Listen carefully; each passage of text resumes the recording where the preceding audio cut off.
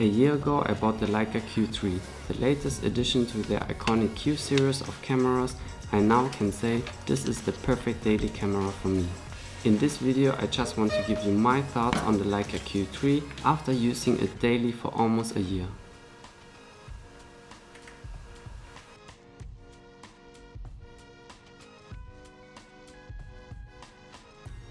The Leica Q3 features a 60 megapixel full frame sensor. It has a fixed 28mm f1.7 Summilux lens on it. The Leica Q3 has an IP52 weather sealing certification, offering protection against dust and water and ensuring the camera's durability in various weather conditions. It can shoot 8K up to 30 frames per second and 4K up to 60 frames per second. The filter diameter is 49mm, same as the Fujifilm X100VI. So what are my points for choosing the Q3 over the predecessor, the Q2?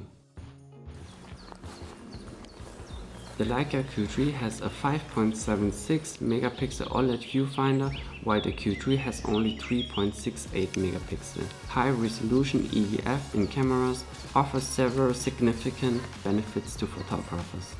These benefits contribute to a more versatile and enjoyable shooting experience. A high-resolution EVF provides a more accurate representation of what the final image will look like. You can see the fine details, focus more precisely, and make better exposure decisions. On top, it tends to perform better in low light conditions compared to lower resolution counterparts. They can amplify the available light, helping you compose and focus even in dim environments.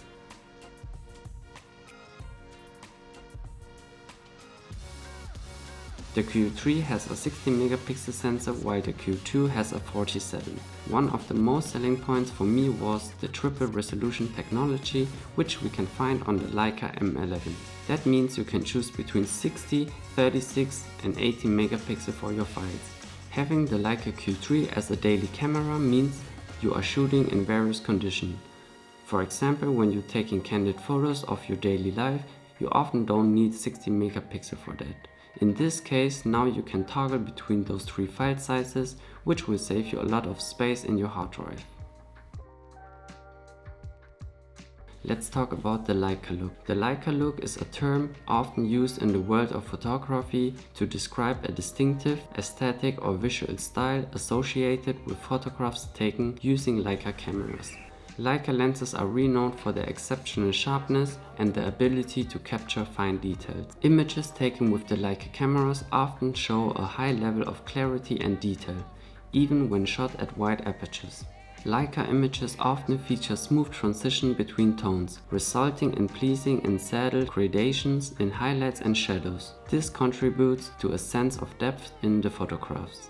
Leica lenses are known for their ability to render high contrast and micro contrast. This leads to well-defined edges and fine detail that pop in the images. This is the definition of the Leica pop or size pop that many photographers are talking about. The Leica Look comes from the lens. Low element count means micro contrast is higher, giving the image more of a 3D pop. It's important to note that the Leica Look is not solely a result of the camera, but it's heavily influenced by the quality of Leica lenses. Leica has a long history of producing exceptional optics, and many photographers appreciate the unique characteristic and rendering qualities of their lenses.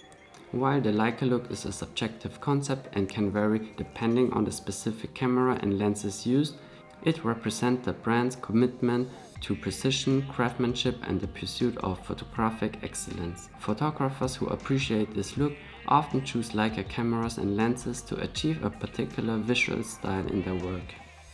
Having a daily camera with a fixed focal length can be very limiting. Versatility plays a big role in my case, since I'm limited to one camera, one focal length. The standard minimum focus distance on the Leica Q3 is about 30 cm. Twisting the lens into macro mode now focuses as close as 17 cm. However, changing to macro mode, the aperture changed to f2.8 instead of 1.7.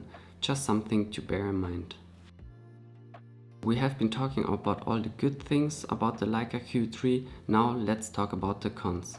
So one thing I really don't like about this camera is turning it on and off takes quite a long time. Maybe I can show you guys.